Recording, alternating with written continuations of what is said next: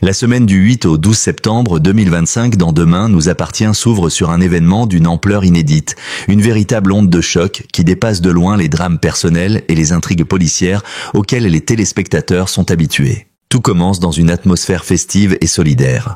Les Sétois participent à une course caritative organisée au Mall Saint-Louis. L'événement, censé rassembler habitants, familles et institutions autour d'une cause noble, devient soudainement le théâtre d'un désastre que personne n'avait vu venir. En quelques secondes, la terre tremble. Les immeubles se fissurent, les voitures sont renversées et la panique envahit les rues. Ce séisme, d'une intensité rare pour la région, frappe avec une brutalité telle que le décor familier de Sète se transforme en champ de ruines. Les caméras de la série restituent ce chaos avec un réalisme saisissant. Poussière envahissant l'air, cris déchirants, visages terrorisés, chocs sourds, des bâtiments qui s'effondrent. Les spectateurs découvrent un autre visage de la ville, celui d'un lieu fragilisé, vulnérable, où chaque seconde peut devenir la dernière. Le lycée, habituellement théâtre des amours adolescentes et des querelles de jeunesse, se voit transformé en zone d'évacuation. Les professeurs, dépassés, tentent tant bien que mal de protéger leurs élèves, tandis que certains adolescents, pris par la peur, réagissent de manière imprévisible. Dans les foyers, les familles se cherchent. Les portables ne répondent plus, les lignes téléphoniques sont saturées et chacun redoute de ne jamais revoir ses proches. Les enfants, en larmes, se serrent contre leurs parents. Les couples, séparés au moment du tremblement, s'angoissent de ne pas réussir à se retrouver. L'hôpital, déjà souvent au cœur des intrigues médicales de la série, devient cette fois l'épicentre de la survie collective. Médecins, infirmières et brancardiers, débordés par l'afflux massif de blessés, doivent trier les victimes et prendre des décisions parfois cruelles. C'est une véritable course contre la montre qui s'engage. Parmi les personnages emblématiques, William Daunier est porté disparu. Sa disparition dans l'effondrement partiel d'un immeuble installe immédiatement un suspense haletant. Comment ce médecin, pilier de la communauté, pourrait-il avoir disparu sans laisser de traces? Sa compagne Aurore, figure de force et de détermination, refuse de se résigner. Dès les premières minutes, son désarroi contraste avec sa combativité. Elle veut croire qu'il est vivant, coincé sous les gravats, et qu'il n'attend qu'un miracle pour être sauvé. Roxane, quant à elle, est retrouvée grièvement blessée. Son visage, d'ordinaire lumineux, et ses bras est marqué par la douleur et la fragilité. Elle est transportée en urgence vitale à l'hôpital. Son état symbolise l'ampleur de la tragédie. Même les personnages les plus aimés et les plus solides ne sont pas à l'abri de ce cataclysme. Autour d'elle, ses proches s'effondrent, oscillant entre peur, colère et désespoir. Le tremblement de terre ne se contente pas de détruire des murs, il bouleverse aussi les relations humaines. Dans l'urgence, des rancunes s'effacent, des secrets s'entrechoquent et les vérités éclatent. On voit des voisins qui, hier encore, s'ignoraient ou se disputaient, unir leurs forces pour soulever des gravats et sauver une vie. On assiste à des gestes d'une humanité bouleversante. Une main tendue, un mot rassurant, un sacrifice silencieux. Les scénaristes de Demain nous appartient mettent ainsi en avant ce que les catastrophes révèlent de meilleur, mais aussi parfois de pire, chez les individus. La réalisation joue habilement sur la tension dramatique. Les plans alternent entre des scènes d'action, pompiers courant dans les rues, sirènes hurlantes, bâtiments menaçants de s'effondrer, et des moments de silence étouffant où un personnage, seul, appelle un proche disparu dans les décombres. Cette alternance crée une atmosphère d'angoisse continue qui tient le spectateur en haleine. Ce premier épisode consacré au séisme agit comme un déclencheur, une arche narrative qui va structurer la suite de la saison. Plus qu'un simple décor de catastrophe, il devient une métaphore de la vie des Sétois. Une existence fragile, prête à se fissurer sous le poids des secrets, des non-dits et des choix passés. L'image d'un immeuble qui s'effondre devient ainsi le reflet d'une société secouée où chacun doit désormais se reconstruire. En choisissant d'ouvrir cette semaine par une catastrophe naturelle, les scénaristes de Demain nous appartient franchissent une étape audacieuse. Ils installent une intrigue qui dépasse le cadre individuel pour embrasser une dimension collective presque universelle. Le spectateur n'assiste plus seulement aux déboires sentimentaux ou aux enquêtes policières, mais à une lutte pour la survie où chaque visage familier peut devenir une victime. Une question s'impose avec force. Qui va survivre à cette tragédie? Les destins sont suspendus, les vies menacées, et une certitude s'installe déjà. Après ce séisme, rien ne sera plus jamais comme avant à Sète. Au lendemain du séisme qui a ravagé Sète, un visage familier retient toutes les attentions. Celui de Roxane, figure lumineuse et combative, soudain projetée dans l'ombre de la douleur et de l'incertitude. Transportée d'urgence à l'hôpital après avoir été retrouvée inconsciente sous les décombres, elle incarne à elle seule le drame humain derrière la catastrophe collective. Là où les spectateurs l'avaient Toujours vue active, battante et pleine d'humour, il découvre désormais une Roxane vulnérable, fragile, suspendue à la vie par un souffle ténu et les machines de soins intensifs. L'arrivée de Roxane à l'hôpital est filmée avec une intensité dramatique. Sirènes stridentes, brancards bousculés dans les couloirs, médecins qui crient des consignes, proches accourant dans un état de panique. Raphaël, Samuel, Bart et d'autres se précipitent, leur regard rempli d'effroi, incapables d'imaginer que celle qui partageait encore des instants heureux avec eux quelques heures plus tôt lutte désormais pour survivre. Ce contraste brutal entre la vie quotidienne et l'irruption de la mort imminente constitue l'un des ressorts les plus puissants de cette intrigue. Les médecins se battent pour la stabiliser. Son état est critique. Multiples traumatismes, hémorragie interne, tension instable. Chaque geste compte, chaque décision chirurgicale peut faire basculer la balance entre la vie et la mort. Les spectateurs assistent à des scènes médicales haletantes où le temps semble suspendu. L'hôpital, déjà saturé par l'afflux massif de blessés, doit pourtant accorder une attention particulière à Roxane. Non pas parce qu'elle est un personnage central pour les téléspectateurs, mais parce qu'elle symbolise cette bataille pour la survie qui se joue simultanément dans chaque chambre, sur chaque brancard. Mais le drame ne se limite pas à son état physique. L'intrigue s'enrichit d'un mystère inattendu. Une femme inconnue se présente à l'hôpital, demandant à voir Roxane. Ni membre de sa famille, ni ami proche connu de ses cercles habituels, elle intrigue et inquiète. Qui est-elle? Que cherche-t-elle? A-t-elle un lien secret avec la jeune femme ou dissimule-t-elle une vérité que Roxane n'a jamais révélée? Les enquêteurs, alertés par cette présence, commencent à s'interroger. Dans l'ombre de la catastrophe collective, une énigme personnelle se dessine, promettant des révélations déstabilisantes. Cette double tension, médicale et narrative, place Roxane au centre de toutes les attentions. Ses proches, dévastés, oscillent entre espoir et désespoir. Certains prient silencieusement dans les couloirs, d'autres s'effondrent en larmes, incapables de contenir leur douleur. Les dialogues se chargent d'une intensité rare. Déclarations d'amour, aveux précipités, reproches murmurés à voix basse à son chevet. Comme souvent dans Demain nous appartient, la tragédie agit comme un révélateur. Ce que l'on n'osait pas dire hier devient vital aujourd'hui. La mise en scène accentue ce contraste. Dans la chambre de Roxane, les couleurs sont froides, dominées par le blanc des draps et le bleu métallique des machines. Ses yeux clos, son souffle irrégulier, les bips incessants du moniteur cardiaque rappellent l'extrême fragilité de son état. Autour d'elle, les visages se succèdent. Bart, incapable de masquer son angoisse. Raphaël, qui tente de garder une façade solide. D'autres personnages, parfois plus distants, mais sincèrement bouleversés. Tous se retrouvent réunis dans une même attente, le réveil de Roxane ou le verdict irrévocable des médecins. Ce qui rend cette intrigue particulièrement puissante, c'est la dimension symbolique que Roxane incarne. Elle représente l'énergie vitale, l'optimisme et la résilience. La voir ainsi plongée dans le silence des soins intensifs crée un choc collectif, autant pour les personnages que pour les téléspectateurs. Si Roxane, habituellement si forte, peut vaciller, alors personne n'est à l'abri. La catastrophe n'épargne personne et le destin devient une loterie cruelle.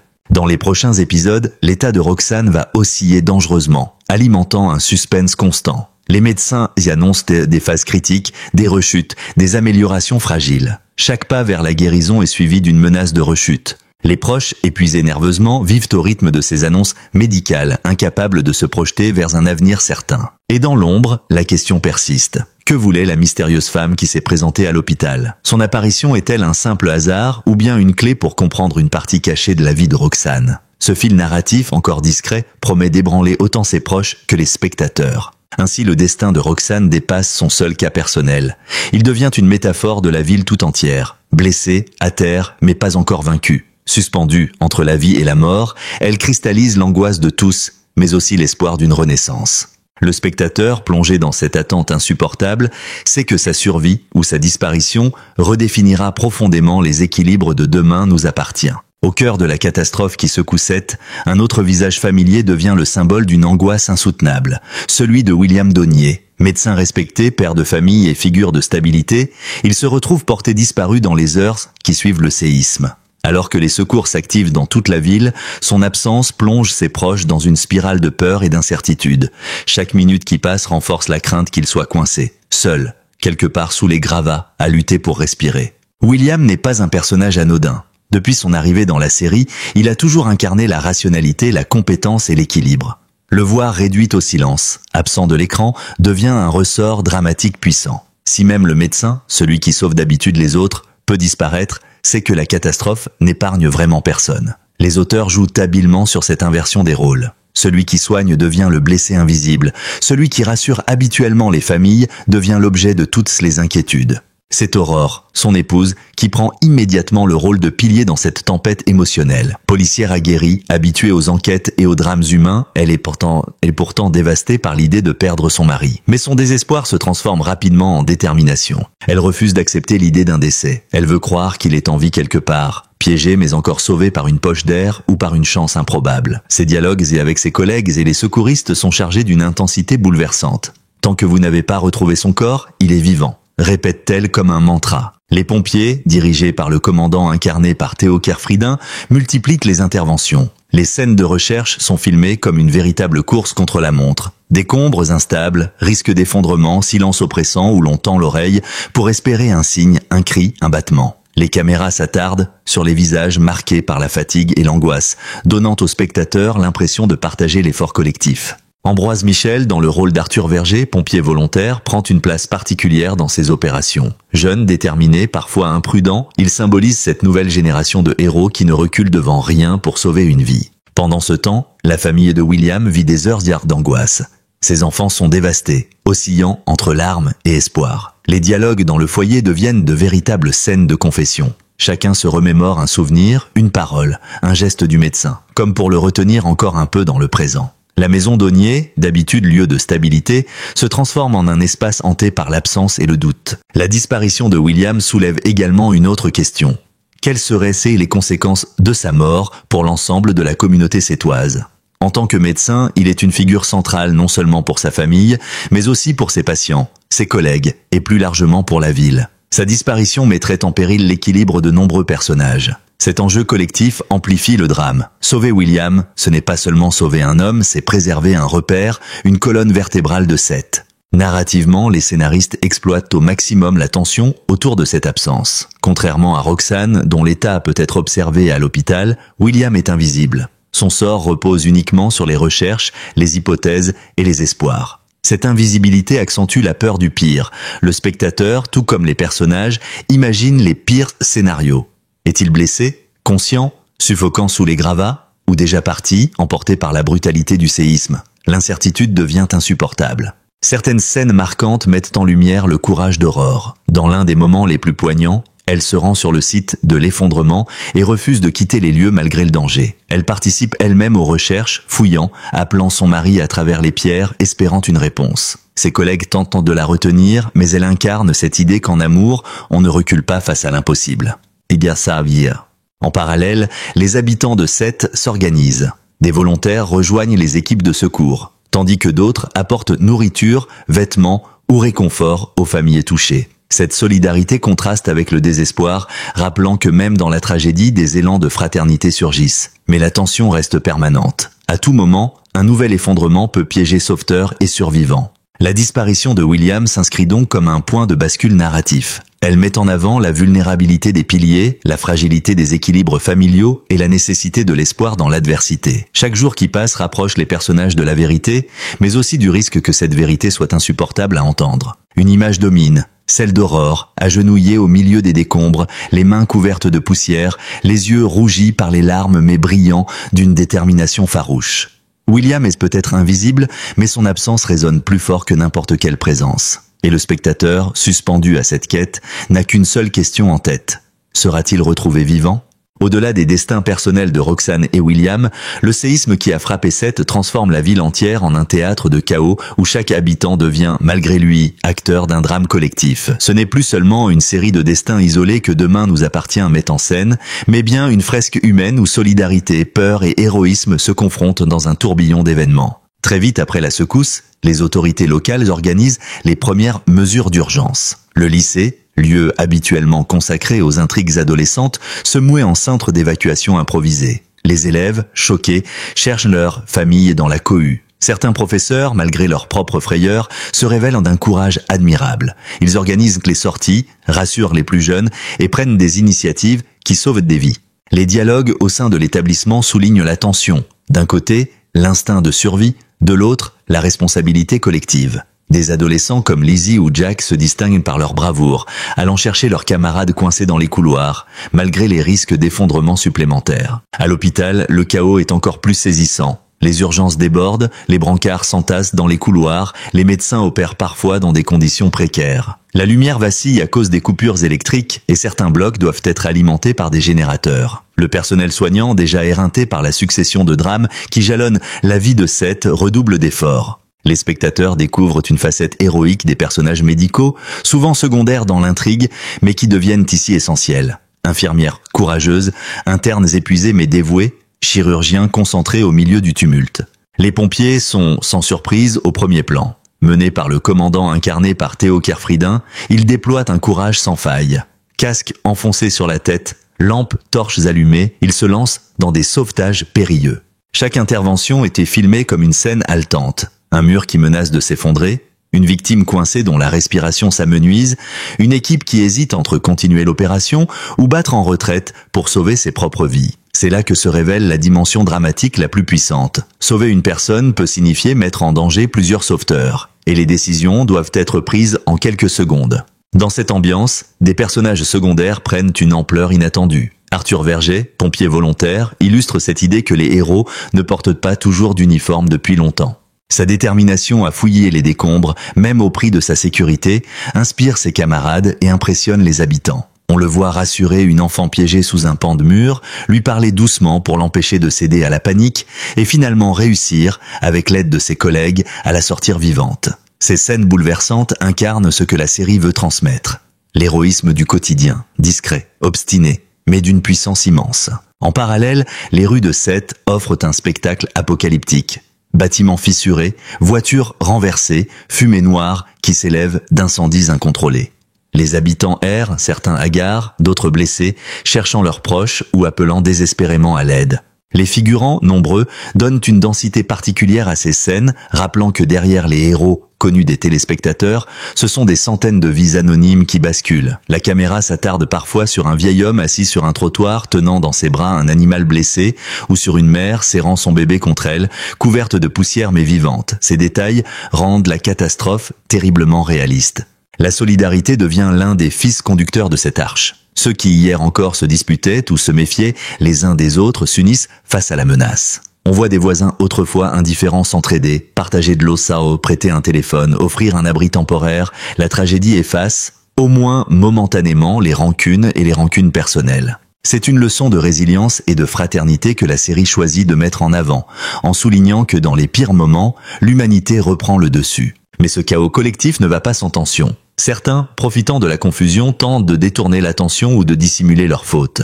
Erika, par exemple, choisit d'accuser un camarade afin d'écarter les soupçons qui pèsent sur elle. Cette manœuvre, aussi opportuniste que cynique, illustre la part sombre des comportements humains en temps de crise. Même dans l'adversité, la peur peut pousser certains à se protéger au détriment des autres.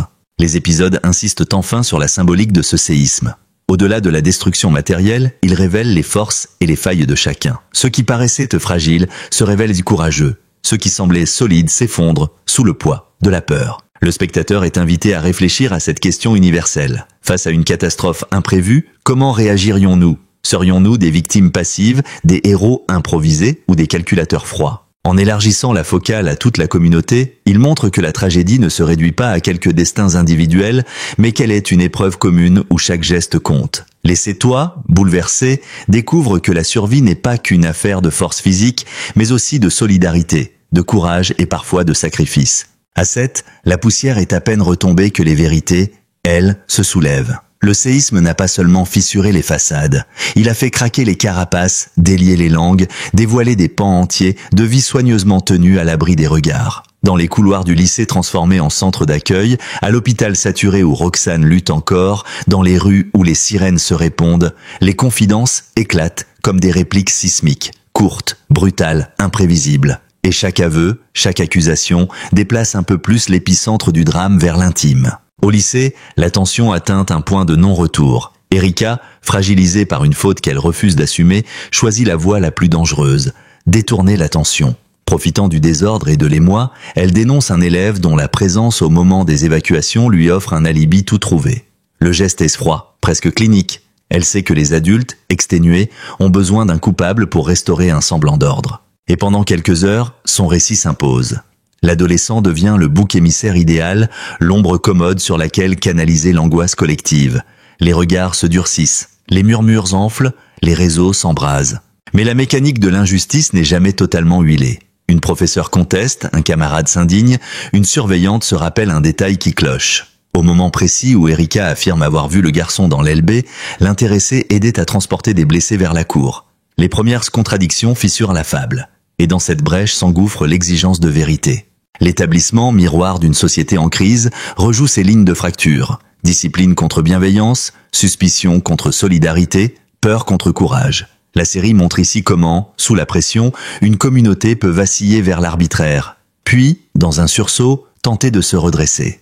À l'hôpital, une autre énigme prend corps, la mystérieuse femme venue demander Roxane. Elle n'a ni l'aplomb d'un membre de la famille, ni la maladresse d'une simple curieuse. Son insistance, sa manière de choisir ses mots, la façon dont elle observe les badges du personnel médical trahissent une intention plus précise. Qui est-elle ? Une ancienne connaissance, une créancière, un témoin gênant, une alliée inattendue. Les enquêteurs, d'abord absorbés par les disparitions et les sauvetages, commencent à recouper. Son arrivée coïncide avec l'heure où l'état de Roxane s'est brusquement aggravé. Hasard cruel ou indice ? La sécurité de l'hôpital vérifie les caméras, interroge les veilleurs, produit des captures floues, un visage à la fois banal et insaisissable. Ce fil dramatique crée une tension singulière. Dans une catastrophe où tout s'explique par la violence de la nature, voilà qu'apparaît la possibilité d'une intention humaine. Peut-être bienveillante, peut-être malveillante. La série joue sur cette ambivalence. La femme pourrait être porteuse d'une vérité douloureuse que seule Roxane peut entendre. Ou au contraire, elle pourrait incarner la menace qui prospère à la lisière du chaos. L'enquête, discrète mais opiniâtre, remonte des traces numériques. Un paiement en liquide dans une supérette, un trajet de bus, une silhouette sur un quai. Chaque fragment rapproche d'une identité, sans en offrir encore la certitude. Dans l'entourage de Roxane, les secrets suintent par capillarité. Un message jamais envoyé, retrouvé dans un téléphone fêlé, un dossier ancien, oublié dans un cloud, une promesse faite un soir d'orage que la catastrophe ravive. Les proches découvrent des zones d'ombre qu'ils ne soupçonnaient pas, et ces révélations n'ont rien de spectaculaire. Ce sont de petites vérités, modestes mais tranchantes, qui reconfigurent les liens. L'amour se cabre, l'amitié s'interroge, la loyauté vacille puis se ressaisit. Le feuilleton excelle à capter ces micro-séismes affectifs qui, ajoutés les uns aux autres, dessinent une réplique aussi puissante que la déflagration initiale. C'est dans ce climat que Raphaël, en quête de repères, voit surgir une présence inattendue. Sa cousine, fantasque, libre, météore toujours redoutée et désirée. Son apparition apporte une énergie déroutante au cœur de l'hôpital, remarques à contretemps, humour salvateur, fulgurance d'empathie, maladresse désarmante. Elle bouleverse les codes, secoue les convenances, dérange autant qu'elle réconforte. On la croyait lointaine. Elle se révèle pilier d'appoint, témoin acéré de ce que la peur fait aux êtres. Sa fantaisie n'est pas frivolité, c'est une stratégie de survie, une façon de repousser la nuit en rallumant, ici et là, des étincelles. Pendant ce temps, l'affaire Erika enflamme le lycée. Les adultes, piégés par leur propre fatigue, s'aperçoivent du risque d'erreur. Un conseil d'urgence est improvisé.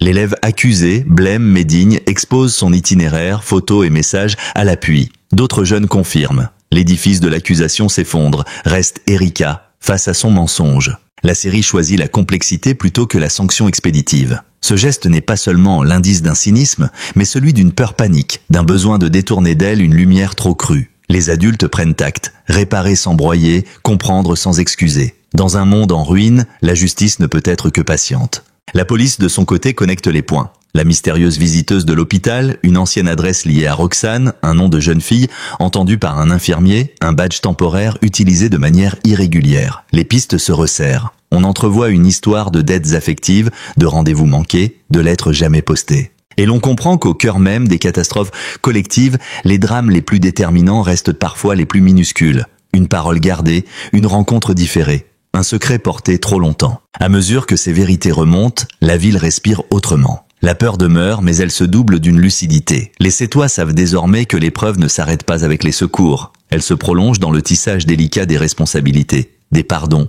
des engagements à tenir. Le chapitre s'achève sur ce double mouvement. D'un côté, l'orage moral, accusation, recadrage, enquête.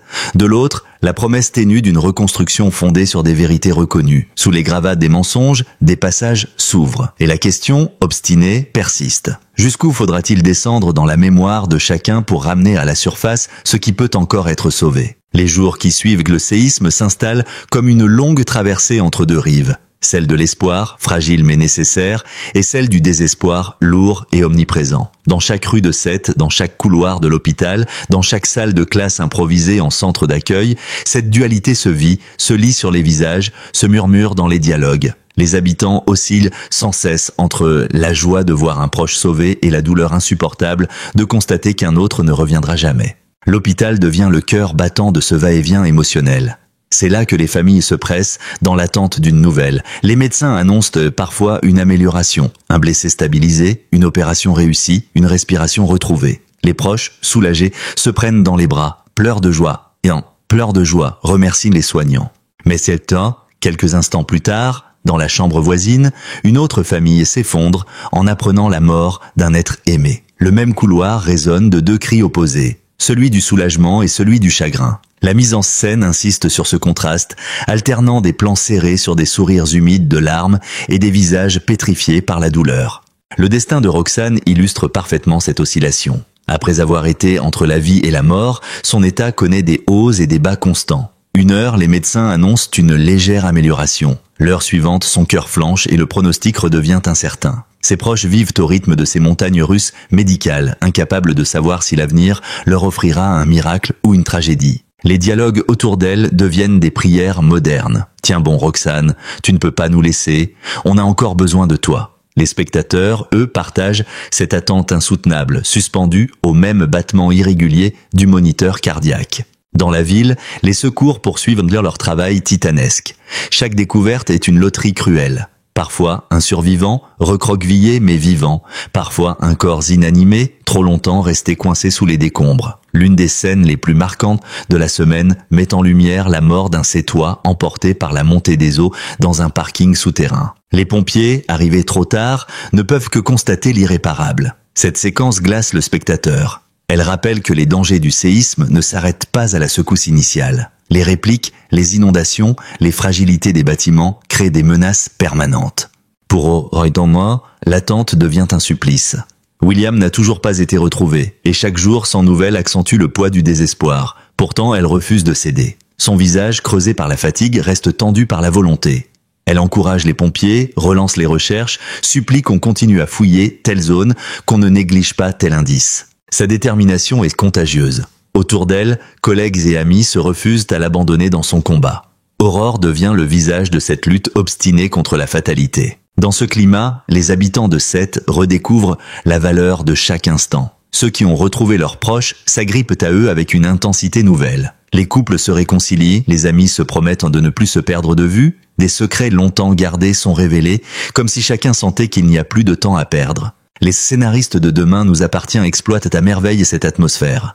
Les dialogues prennent un poids existentiel, chaque mot semble prononcé comme s'il pouvait être le dernier. Mais cette intensité émotionnelle ne masque pas la colère qui monte. Certains Sétois accusent les autorités de n'avoir pas anticipé, d'avoir mal construit, de ne pas avoir sécurisé suffisamment les bâtiments. La douleur se transforme en révolte, des scènes de confrontation éclatent. Habitants criant leur rage face aux élus, familles reprochant aux secours d'avoir abandonné trop tôt. Ces tensions rappellent que dans toute catastrophe, l'union n'efface pas totalement les rancunes et les responsabilités. Elle préfigure déjà des conflits futurs, une quête de vérité sur ce qui aurait pu être évité. Le désespoir pourtant n'éteint jamais totalement l'espoir. Dans l'une des scènes les plus poignantes, un enfant est retrouvé vivant après plusieurs heures, coincé dans une poche d'air sous les décombres. Les pompiers, épuisés, se laissent aller à un cri de victoire, applaudis par la foule qui s'était massée derrière les barrières de sécurité. Ce moment, à la fois simple et extraordinaire, redonne foi en la possibilité de miracle. Il agit comme une étincelle qui rallume, ne serait que quelques instants, la lumière dans les yeux de ceux qui désespéraient. Cet équilibre permanent entre joie et peine, entre survie et deuil, donne au récit une intensité rare.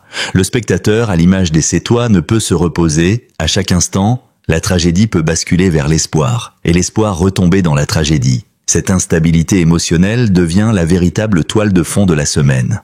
Une image symbolique s'impose, celle d'une ville qui respire au rythme de ses habitants, tantôt haletante, tantôt étouffée. Sète n'est plus la cité paisible des intrigues habituelles. Elle est devenue un champ de bataille émotionnel où chacun se débat pour préserver la vie, pour donner un sens à la souffrance, pour garder l'espoir à flot. Entre espoir et désespoir, les Sétois apprennent qu'ils n'ont d'autre choix que de continuer à avancer, pas après pas, malgré les fissures, malgré les absences. Il est des semaines qui redéfinissent le visage d'une fiction. Celle du 8 au 12 septembre 2025 dans Demain nous appartient restera gravée dans la mémoire des téléspectateurs comme un tournant, une parenthèse hors du commun qui a bouleversé les codes du feuilleton quotidien. Avec l'introduction d'un séisme dévastateur frappant de plein fouet la ville de Sète, la série a osé franchir un cap narratif et technique que peu de productions de ce format auraient eu l'audace d'explorer. Dès le premier épisode de cette nouvelle arche, les spectateurs ont compris qu'ils assistaient à un événement hors norme. Les décors familiers, le lycée, l'hôpital, les rues ensoleillées du port se sont transformés en zones sinistrées, témoins d'un chaos inédit. Le tremblement de terre, méticuleusement mis en scène avec des effets spéciaux réalistes et des séquences d'action haletantes, a imposé un climat d'urgence et de peur qui tranche radicalement avec le rythme habituel de la série. Ce choix scénaristique a propulsé Demain nous appartient dans une dimension quasi cinématographique. Mais au-delà de la prouesse visuelle, c'est la profondeur humaine qui fait de cette semaine un moment marquant. Roxane, suspendue entre vie et mort dans une chambre de soins intensifs, incarne la fragilité de l'existence. Son état critique a fait naître une émotion collective, mobilisant autant ses proches que les téléspectateurs, tenus en haleine par l'incertitude. William, porté disparu, a symbolisé l'angoisse de l'absence, ce vide insoutenable qui pousse ses proches à se battre sans relâche. Leur sort, encore incertain au terme de la semaine, maintient une tension dramatique rare, ouvrant la voie à des développements qui marqueront durablement l'avenir de la série. Les autres personnages n'ont pas été relégués à l'arrière-plan. Bien au contraire, la catastrophe a permis de révéler de nouvelles facettes de chacun. Aurore, habituellement figure d'autorité policière, s'est muée en épouse éperdue, prête à tout pour retrouver William. Arthur, pompier volontaire, a gagné une épaisseur héroïque qui fera date. Erika, en accusant injustement un élève, a rappelé combien la peur peut faire vaciller la morale. Raphaël, en retrouvant une cousine fantasque, a apporté une touche d'humanité et d'absurde dans un climat saturé de larmes. Ces trajectoires croisées démontrent la force de la série. Sa capacité à faire coexister le drame collectif et les secrets intimes, la grande histoire et les petites vérités. Le séisme agit comme une métaphore puissante. Il ne détruit pas seulement des murs, il fissure les âmes, renverse les certitudes et oblige chacun à se révéler tel qu'il est vraiment. Les rancunes s'effacent devant l'urgence, les rancunes personnelles paraissent dérisoires face à la survie, mais d'autres tensions émergent. Accusations contre les autorités, reproches envers les secours, colère de familles endeuillées. La série rappelle ainsi que la reconstruction ne sera pas seulement matérielle. Elle devra aussi être morale, sociale et affective. Pour les spectateurs, cette semaine a constitué une expérience émotionnelle intense.